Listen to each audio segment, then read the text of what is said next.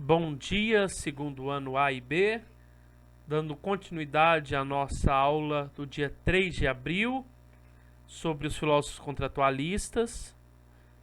Nós vamos fazer a correção das tarefas de John Locke. Lembrando que eu coloquei 6 questões para você nas tarefas, tá certo? Lá na opção tarefas, tá? Então a primeira questão eu coloquei da página 52 da sua apostila, no Aplicando Conhecimento, questão 2, tá? Então eu sempre gosto de ver, antes de ler o texto, eu sempre gosto de ver isso aqui, ó, o que o texto vai pedir, tá? Então ele vai pedir, ó, quais as afirmativas representam o pensamento de John Locke. Então, tipo, quase um VOF, né? Então você vai lá e começa a ler o texto lá. Com base no texto e nos conhecimentos sobre o tema da liberdade em Locke, considere as seguintes afirmativas.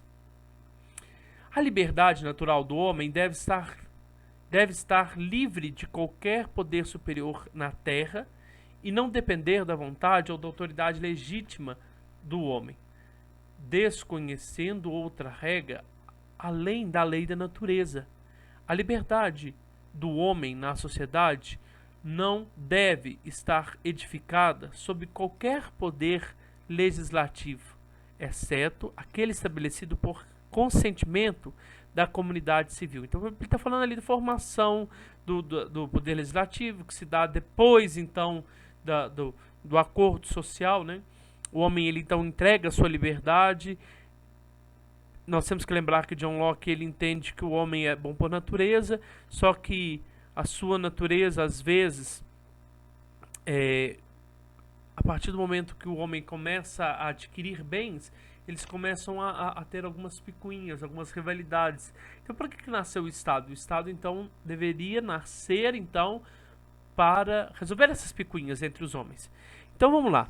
Com base no texto e nos consentimentos sobre o tema de liberdade em Locke, considere as seguintes afirmativas. Primeira afirmativa.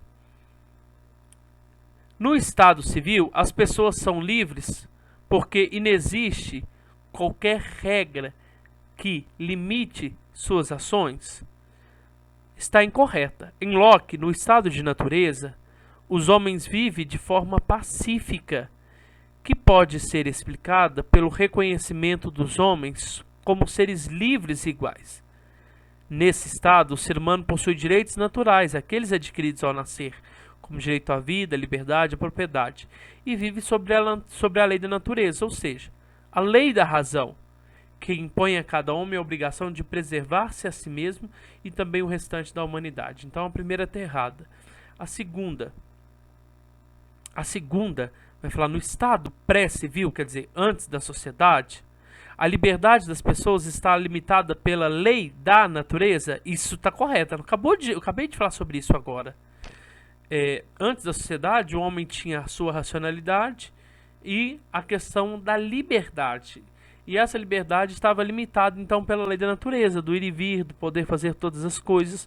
No estado de natureza, os seres humanos vivem sobre a lei da natureza, ou melhor, a lei da razão. No 3, lá, no 3 está dizendo para nós, no estado civil, quer dizer, surgimento da sociedade, né, a liberdade das pessoas edifica-se nas leis estabelecidas pelo conjunto dos membros dessa sociedade? Sim, por quê? Olha aqui. Quem deve constituir, então, as leis? O conjunto de membros da sociedade. Que conjuntos seriam esses? O conjunto desses membros da sociedade. O poder, então, legislativo. Tá certo? Vamos lá. A 4. No estado pré-civil, então, quer dizer, antes da sociedade, né? A liberdade das pessoas submete-se às leis estabelecidas pelos cidadãos? Não tinha sociedade ainda. Então, qual seria a alternativa correta? Apenas a alternativa 2 e somente, então, a alternativa 3. Alternativa 2 e alternativa 3. Então, a resposta certa seria, então, a resposta. Na página 52, aplicando os conhecimentos, uma questão do Enem, tá? Segundo a teoria da formação, eu gosto sempre de ler essa parte aqui primeiro. Segundo a teoria da formação do Estado de John Locke, para viver em sociedade, cada cidadão deve. Então vamos lá. Segundo os homens, por natureza, todos são livres, iguais e independentes. Ninguém pode ser expulso da sua propriedade, submetido ao poder político de outrem, sem dar consentimento. A maneira única em virtude da qual uma pessoa qualquer renuncia à liberdade natural e se reveste dos laços da sociedade civil consiste em concordar com outras pessoas e juntar-se e unir-se em comunidade para viver com segurança, conforto e paz, umas com as outras, gozando garantidamente das propriedades que tiverem e desfrutando de maior proteção contra quem quer que não faça parte dela. Então, quer dizer, para que serve o Estado? Para que serve o Estado? Para garantir, então, as leis, ou melhor, para garantir os meus direitos. Segundo a teoria da formação do Estado, nós estamos falando da formação de Estado, segundo Locke, cada cidadão deve. Deve o quê? Manter a liberdade do estado de natureza, manter a liberdade do estado de natureza, direito inalienável, abrir mão de seus direitos individuais, abdicar de sua propriedade privada e submeter-se, dar para o mais forte, errado. Concordar com as normas estabelecidas para a vida em sociedade, só concordar e não participar dela, tá errado. Renunciar à posse jurídica, tá errado, renunciar à posse jurídica de bens? Não. O que então seria certo? A alternativa A aqui, ó. Manter a liberdade do estado de natureza, que é um direito alienável. Qual que é o seu direito do estado de natureza? Ter uma propriedade. E é o direito do Estado, então, assegurar, quando o Estado for formado, assegurar esse direito. Na concepção de Locke, para estabelecer a sociedade civil, são necessários o pacto entre os indivíduos, pelo livre consentimento e entrega do poder individual ao soberano, que deve assegurar a liberdade e a proteção dos direitos naturais de todos. Mas quem que é esse soberano? O soberano é o Estado, mas quem é o Estado aqui, para Locke? Não é o Estado de Hobbes, entendeu? Poder do absolutismo, não. É o povo, tá? O povo que decide. Na questão 55, vamos lá, de acordo com Locke, né, até a mais precária coletividade depende de uma noção de justiça, pois tal noção, aí nós temos que ler então o texto lá em cima. A justiça e a conformidade ao contrato consiste em algo em que a maioria dos homens parece concordar. Constitui um princípio julgado, entender-se até os esconderijos dos ladrões e as confederações dos maiores vilões, até os que se afastam ao tal ponto da própria humanidade conservarem entre si a fé e as regras da justiça. Então, o que ele está querendo dizer? O que é a noção de justiça? Identifica indivíduos despreparados com a vida em comum? Não. Contribui com a manutenção da ordem e do equilíbrio social? Não. Estabelece um conjunto de regras para a formação do Estado? Também não. A resposta certa seria essa aqui, a letra D. Determina. Então, qual que é a noção de justiça? É determinar o que é certo ou errado num contexto de interesses conflitantes. Então, o que o Estado tem que ser? Quando ele tem que aplicar a justiça? Parece a deusa Justícia, né? A deusa Justícia da mitologia romana, ela é vendada. Na hora que ela vai julgar, né, na noção de justiça, na hora que ela vai julgar o certo e o errado, ela não se dá o conceito de certo e errado para a parte que ela julga ou que ela gosta. Não. Ela julga de uma forma cega, tá? Mas primeiro ela tem que ouvir as duas partes para depois ela julgar o que é certo e o que é errado. Para o filósofo contratualista John Locke, até mesmo a mais precária coletividade precisa ter uma noção de justiça. O que é essa noção de justiça? Dizer o que é certo ou o que é errado, para se nortear, pois sem ela não seria possível instaurar qualquer tipo de ordem. Tá? As demais alternativas estão incorretas, pois Locke não crê que os indivíduos estejam despreparados para viver em uma comunidade. Apenas precisam de leis e de um arbítrio, ou melhor dizendo, de um árbitro, né, de uma pessoa, de um Estado, para decidir esses conflitos, principalmente quando esses conflitos forem relacionados à nossa lei natural. Né? Então agora, nós vamos então para a Consolidando Saberes, questões número 2, tá? Que é uma questão da Federal de Minas, quer dizer, da Federal de Uberlândia, né? Assinale a alternativa correta de acordo com o pensamento de Locke. Para bem compreender o poder político e derivá-lo de sua origem, podemos considerar em que Estado, todos os homens, se acham naturalmente, sendo este um estado de perfeita liberdade para ordenar-lhes as ações e regular-lhes as posses e as pessoas conforme acharem conveniente, dentro dos limites da lei e da natureza, sem permissão ou depender da vontade de qualquer outro homem.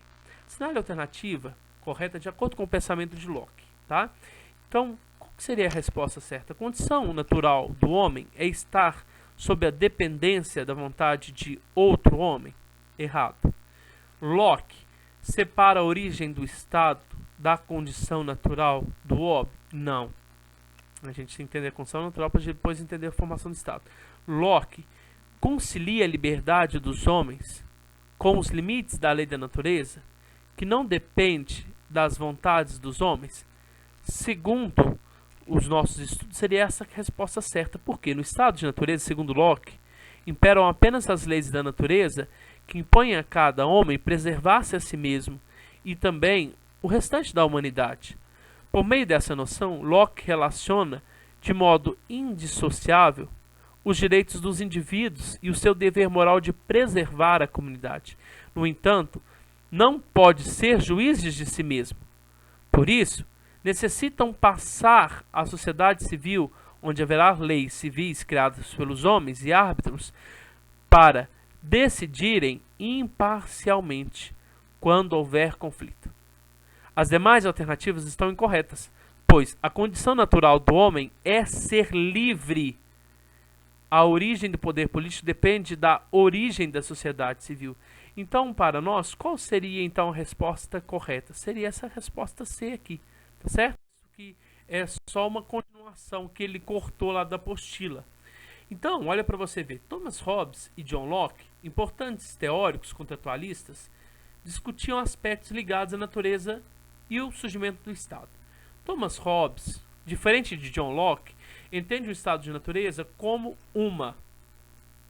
presta atenção. Então, como Thomas Hobbes entende o estado de natureza? Uma condição de guerra de todos contra todos, miserável, universal, insegurança e o medo da morte violenta? Essa seria a resposta certa. Por quê? Porque o John Locke não vê o homem como uma condição de guerra de todos contra todos. Certo? Por que ele não vê? Por exemplo, a condição ali, a letra B, refere-se a lá, organização pré-social e pré-política em que o homem nasce com os direitos naturais. Cabe então ao Estado assegurar esses direitos universais. Está incorreto, porque refere-se à visão de John Locke, que dizia que o ser humano seria dotado de um senso moral. Ali a questão letra C também está errado. Por que está errado? Refere-se à concepção moral em Kant, lá, o capricho típico da minoridade, que deve ser eliminado pela exigência moral para que o homem possa construir o Estado civil. Ali a letra D também se refere a uma visão católica. Olha lá, como que seria o homem na situação inicial? Uma situação em que os homens nascem como detentores do livre-arbítrio, quer dizer, Deus dá o livre-arbítrio, mas são feridos com sua decisão, que é o pecado, tá? E depois nós temos a letra E aqui, que é incorreta também, porque é uma visão de Rousseau, do estado de felicidade, saúde e liberdade, que é destruído pela civilização, que perturba as relações sociais e violenta a humanidade. Quando ele fala que quem corrompeu a sociedade, ou melhor dizendo, quem corrompeu o homem foi a sociedade. Vocês lembram disso? Quando Locke fala isso? E aqui, presta atenção, meus queridos. Esse, para a gente finalizar, são as duas últimas questões, que uma tem a ver com a outra, tá certo? Essa questão aqui, no Enem é assim, questão 3, olha para você ver. O texto abaixo de John Locke revela algumas características de determinada corrente do pensamento. Olha, se o homem no estado de natureza é tão livre, conforme dissemos, se é senhor absoluto da sua própria da sua própria posse, da sua própria pessoa, então o Estado ele deveria também ser não o detetor do poder, mas só aquele que resguarda o poder. Tá? No ponto de vista político, podemos considerar o texto como uma tentativa de justificar qual tipo de poder. Nós vamos responder lá na questão 4. Mas olha lá, ó. Qual é a função do Estado? A existência do governo como poder oriundo da natureza? Não. A origem do governo como uma propriedade do rei, absolutismo? Não. O absolutismo monárquico como uma imposição da natureza humana? Não. A origem do governo como uma proteção à vida, aos bens e aos direitos? Sim. Então, qual que é o sentido da origem do Estado? Proteger a vida, proteger a lei da natureza, ou a lei natural. Tá certo? E para finalizar, então, na página 57, considere o mesmo texto anterior. Podemos concluir que se trata-se de um pensamento. Que pensamento é esse que John Locke defende? Qual forma de poder? O liberalismo, certo? A liberdade do Estado. Mas a liberdade do Estado não é de intervir nas questões econômicas. Né? O homem é livre por decidir, por deliberar, né? Livre, e o Estado então deveria ser também um Estado liberal, que não está ali para deter o poder, mas para garantir os direitos ao homem, tá certo? Então nós vamos para a próxima aula, que é a aula 3. Bom dia, fiquem com Deus.